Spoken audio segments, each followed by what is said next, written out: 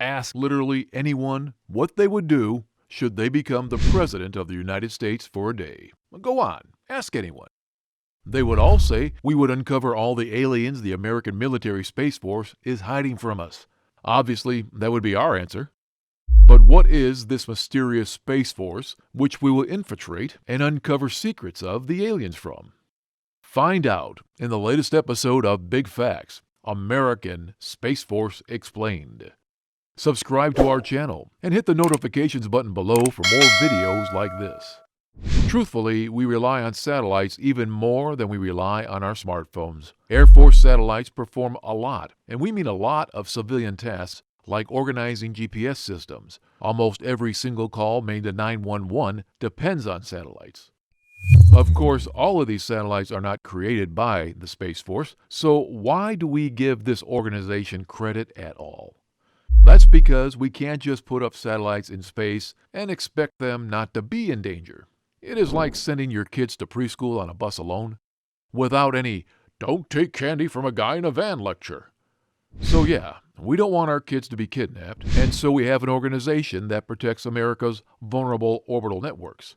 This organization is the U.S. Space Command and Space Force. It has the same status as any other sector of the Army, like the Marines.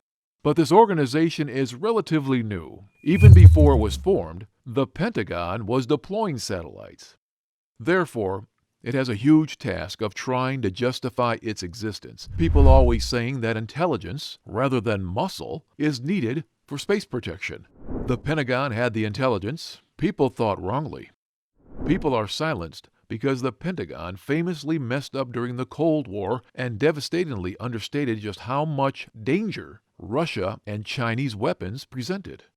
Truly, the creation of Space Force wouldn't have been easy anyway, even though its budget was barely existent in front of the Pentagon. $740 billion budget.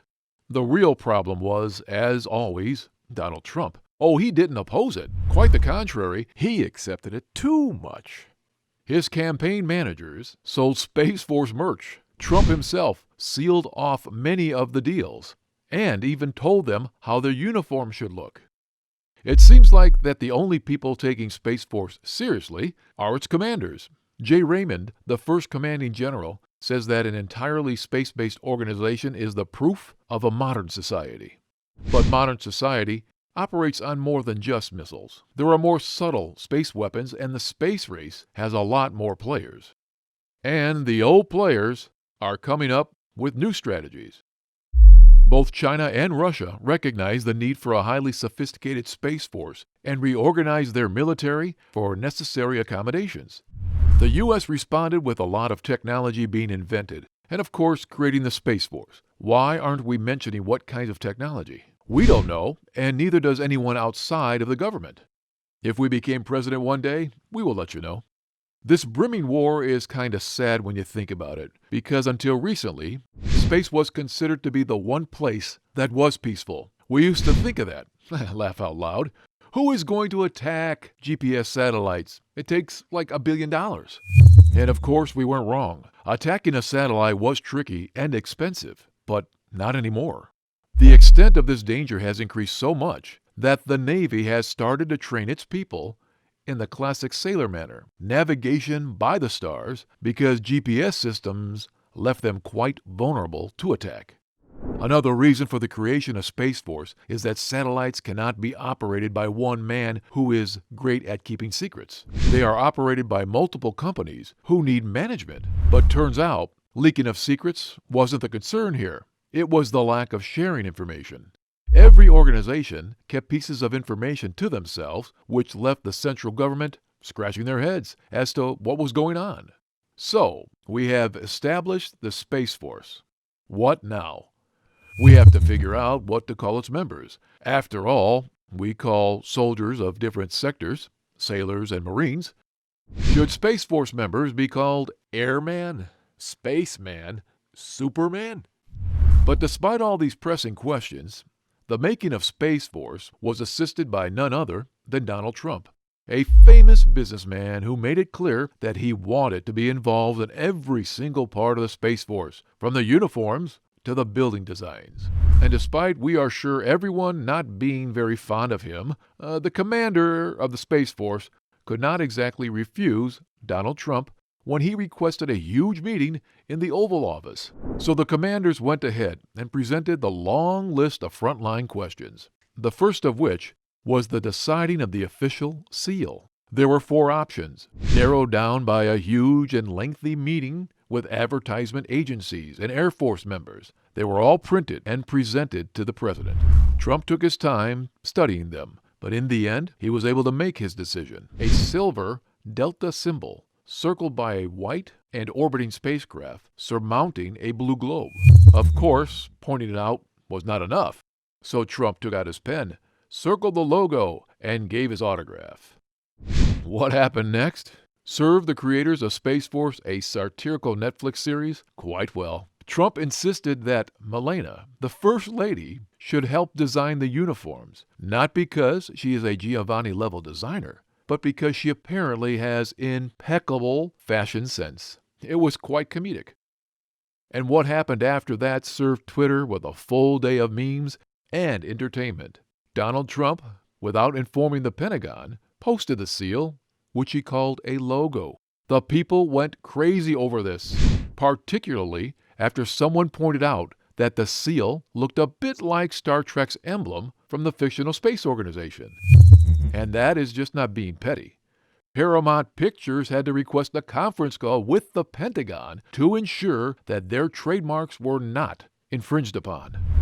The U.S. military was quite embarrassed with the whole affair and fired off a pre-written statement that said the main elements of the seal were very old, dated back to the 1940s, and that the seal represented the Air Force and its proud history. This actually elevated what was challenged before as well. Space Force was seen as an elaborate prank on the American population. Commanders insisted that any news of any publicity is good publicity, and that even mockery would benefit them in high levels. He said that the government needs to drive profits from the pop culture bandwagon that everyone seems to be on. He might actually make an appearance on Space Force, the Netflix show. This way, they would be able to get in on the joke. However, this humor hides the fact that space war is a very concerning matter. A mix of unprotected satellites, Russian tech developing at astonishing rates, and Chinese competition is quite deadly in its potential. The Trump administration and the majority of the House Democrats are in favor of this Space Force because of this very potential. It is something that actually a lot of politicians agree upon, despite Donald Trump being on the front line.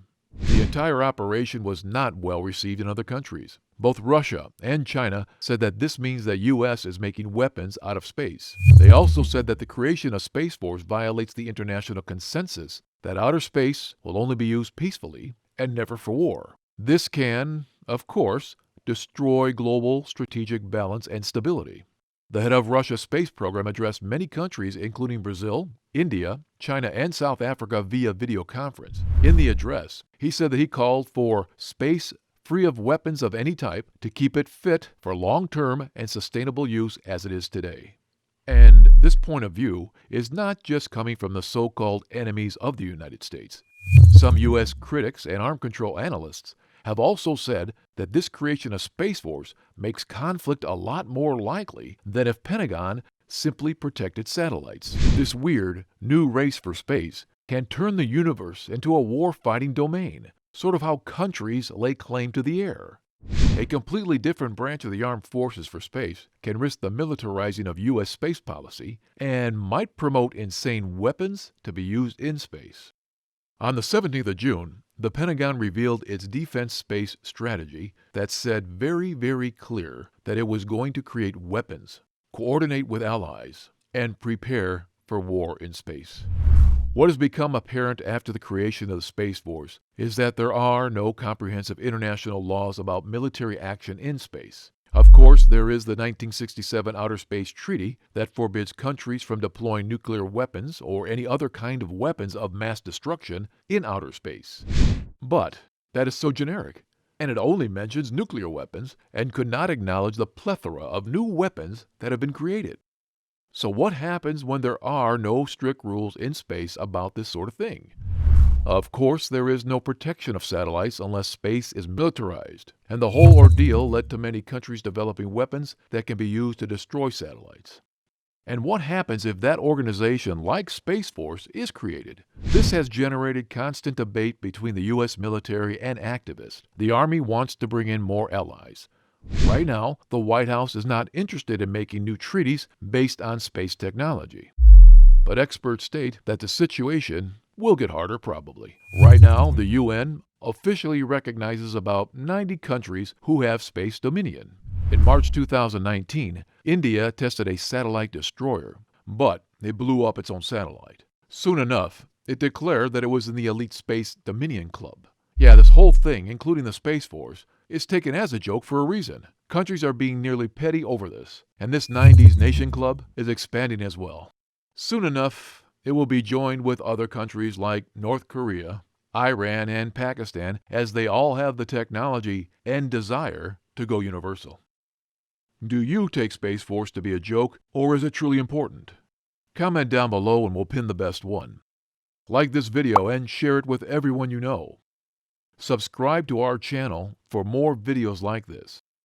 This was Big Factz, bringing you the best content on YouTube. Tune in next time for more videos like this.